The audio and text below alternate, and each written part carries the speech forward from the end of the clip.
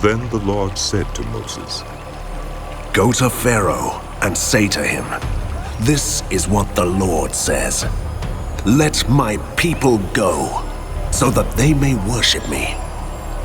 If you refuse to let them go, I will send a plague of frogs on your whole country. The Nile will teem with frogs. They will come up into your palace and your bedroom and onto your bed, into the houses of your officials and on your people, and into your ovens and kneading troughs. The frogs will come up on you and your people, and all your officials." Then the Lord said to Moses, "Tell Aaron, stretch out your hand with your staff over the streams and canals and ponds, and make frogs come up on the land of Egypt." So Aaron stretched out his hand over the waters of Egypt, and the frogs came up and covered the land. But the magicians did the same things by their secret arts. They also made frogs come up on the land of Egypt.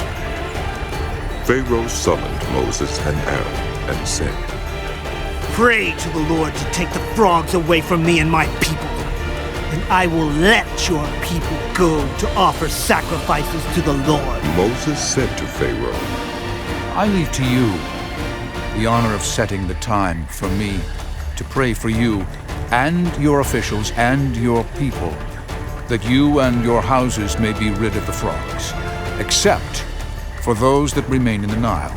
"Tomorrow," Pharaoh said.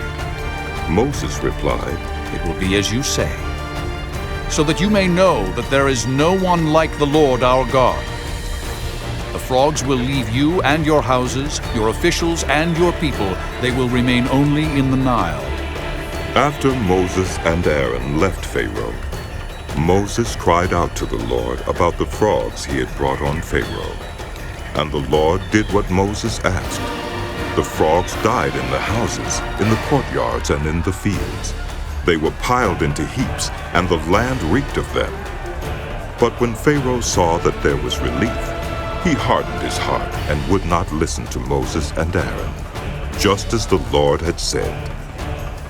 Then the Lord said to Moses, "Tell Aaron, stretch out your staff and strike the dust of the ground, and throughout the land of Egypt, the dust will become gnats."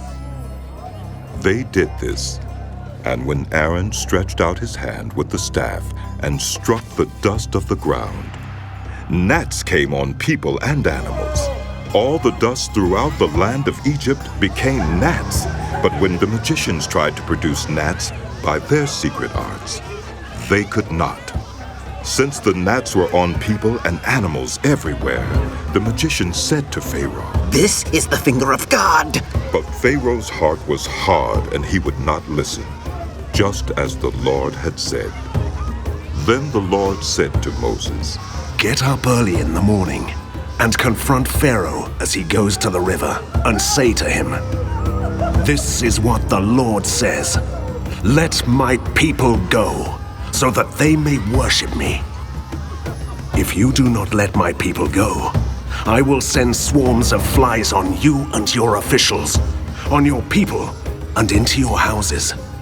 The houses of the Egyptians will be full of flies. Even the ground will be covered with them. But on that day, I will deal differently with the land of Goshen, where my people live. No swarms of flies will be there, so that you will know that I, the Lord, am in this land. I will make a distinction between my people and your people. This sign will occur tomorrow." And the Lord did this. Dense swarms of flies poured into Pharaoh's palace and into the houses of his officials. Throughout Egypt, the land was ruined by the flies. Then Pharaoh summoned Moses and Aaron and said, "Go, sacrifice to your God here in the land." But Moses said, That would not be right. The sacrifices we offer the Lord our God would be detestable to the Egyptians. And if we offer sacrifices that are detestable in their eyes, will they not stone us? We must take a 3-day journey into the wilderness to offer sacrifices to the Lord our God, as he commands us." Pharaoh said, I will let you go to offer sacrifices to the Lord your God in the wilderness, but you must not go very far. Now pray for me. Moses answered, "As soon as I leave you, I will pray to the Lord. And tomorrow the flies will leave Pharaoh and his officials and his people. Only let Pharaoh be sure that he does not act deceitfully again by not letting the people go to offer sacrifices to the Lord." Then Moses left Pharaoh and prayed to the Lord, and the Lord did what Moses asked. The flies left Pharaoh and his officials and his people. Not a fly remained. But this time also Pharaoh hardened his heart and would not let the people go.